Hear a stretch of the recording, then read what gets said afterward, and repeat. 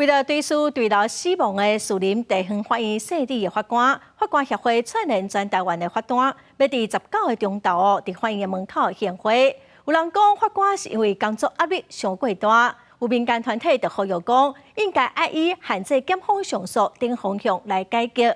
也毋过，司法院是表示讲，因会赶紧来补一寡骹手，嘛来放任考试来改善。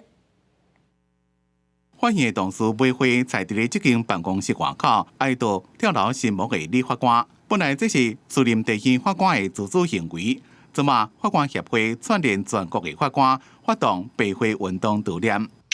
史上第一遍由法官集体发动的活动，将会伫19中到12点，代志发生满一礼拜，伫全台湾各地法院门口献白花，表达思念加祝祷。减轻法官负荷。法官之死也和司法制度有改革的声音，就民间团体批评，包括国民法官新制度爱合审合判，共同评议写判决书。最高法院一再发回案件无家己做裁判，也有检察官滥用起诉加上诉权，拢加重法官的工作负担。我们把原有的法官名额调去做行政职。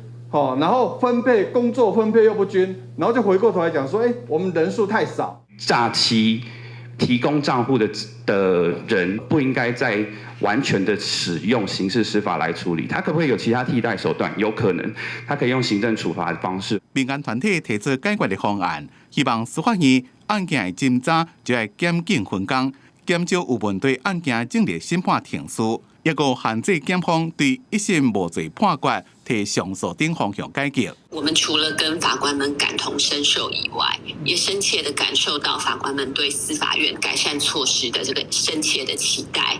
我们希望可以再次突破总员额法，我们也会朝向这个延长办案期限，放宽相关的管考规定。司法院回应讲，对法官感同身受，将会调向增补人力、放任科管等方向来规划。